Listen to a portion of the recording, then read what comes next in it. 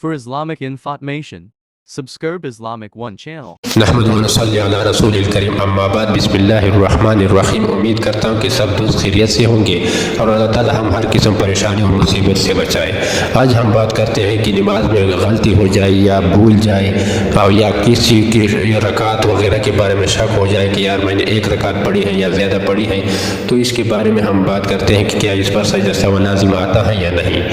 تو لہٰذا میرے بھائیوں، آج کل ہم ٹینشن وغیرہ میں ہوتے ہیں اور ہم نماز جب پڑھتے ہیں تو ایک سن نہیں ہوتا ہے اور ہم غافل ہوتے ہیں، تو پتہ نہیں چلتا ہے کہ یار میں کتنی رکعت پڑھی ہے۔ تو اس اعتبار سے ہم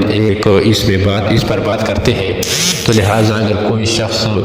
ایسا ہو کہ نماز پڑھتے پڑھتے وقت تو بھول جاتے ہیں ایک رکعت پڑھی ہے یا زیادہ پڑھی ہے، شک و شبہ میں پڑا ہوا ہو، تو سجدہ سہو لازم آتا ہے یا نہیں۔ تو اس کا حکم یہ ہے کہ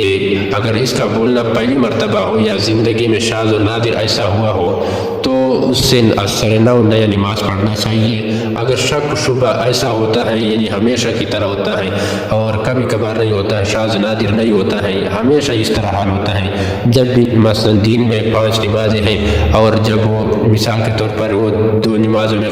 اس طرح غلطی کرتے ہیں یا 4 نمازوں میں،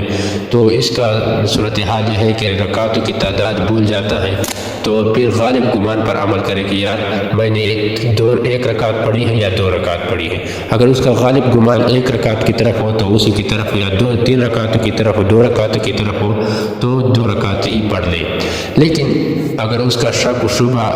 دونوں کی طرف ہو، جو ایک جیسے ہو، مثلا 2 رکعت ہو یا 3 رکعت پڑھنے میں اس کا شک و شبہ ایک جیسی ہو کہ میں نے کتنی پڑھی ہے، تو اس کو کرنا یہ ہے کہ ایک کو مان لے اور آگے نماز پورا کرے، آخر میں سجدہ سہو کرے سلام کے بعد۔ اور اس طرح اگر 2 رکعتوں میں شک ہو، 3 رکعتوں کے بارے میں شک ہو، تو کیا کرنا ہے، تو 2 رکعت کو مان لے، اور اگر 2 رکعتوں کی نماز ہے تو آخر میں سجدہ سہو کر کے سلام کے بعد۔ اگر 3 رکعتوں میں شک ہے یا 4 رکعتوں میں تو 3 کو مان لے اور 4تھی رکعت پورا کر کے آخر میں سجدہ سہو کر کے سلام کے بعد۔ اگر 4-5 رکعتوں میں شک ہے تو 4 کو یقینی بنائے اور آخر میں سجدہ سہو کر کے نماز کی تکمیل کریں۔ تو اس طرح نماز کے سجدہ سہو جو جس شخص پر لازم آتا ہے، لیکن یہ اس شخص کے لیے جو کسی کی طرف وہ غالب گمان نہیں رکھ سکتا ہے۔ لیکن یہ بات یاد رکھیں کہ سجدہ سہو اکثر یہ 3 چیزیں جب آپ کو یاد ہیں تو سجدہ سہو آپ اس وقت آپ اپنے نفس کو فتویٰ دے سکتے ہیں کہ یار مجھ پر سجدہ سہو لازم ہوا یا نہیں۔ وہ 3 چیزیں آپ خوب ذہن میں رکھیں۔ 3 چیزیں کیا ہے؟ وہ یہ ہے کہ آپ واجب کی تاخیر کریں۔ نماز میں جو واجبات ہیں پہلے آپ ان کو سیکھنا ہے۔ واجب کی تاخیر کی وجہ سے آپ پر سجدہ سہو لازم ہوتا ہے، یا واجب کی ترک کی وجہ سے آپ پر سجدہ سہو لازم ہوتا ہے، یا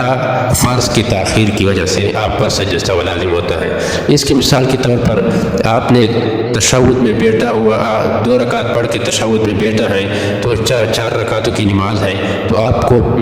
2 رکعتوں کے بعد آپ نے تشہد کے بعد آپ نے اٹھنا ہے، لیکن آپ نے عبدہ و رسولہ تک پڑھی، لیکن اس کے بعد آپ نہیں اٹھے، اس کے بعد آپ نے پھر آگے نماز شروع کر دیا، اللہم صلی علی محمد وعلی آل محمد شروع کر دی، تو اسی کی وجہ سے آپ کی نماز، تو جب آپ نے یہ درود شروع کر دی تو آپ نے فرض میں تاخیر کی، تو فرض کی تاخیر کی وجہ سے آپ پر سجدہ سہو لازم ہوگا۔ تو لہٰذا اسی طرح نماز میں جب 3 چیزیں جب آپ کو یاد ہو تو آپ اپنے نفس کو فتویٰ دے سکتے ہیں کہ یار مجھ پر سجدہ سہو لازم ہے یا نہیں۔ تو ان 3 چیزوں کو آپ ذہن میں رکھیں، اکثر سجدہ سہو اسی وجہ سے لازم ہوتا ہے، تو لہٰذا اس کو خوب ذہن میں رکھیں، اور اللہ تعالیٰ سے دعا ہے کہ اللہ تعالیٰ ہم سب کو اس پر عمل کرنے کی توفیق عطا فرمائے۔ وآخر دعوانا ان الحمد للہ رب العالمین۔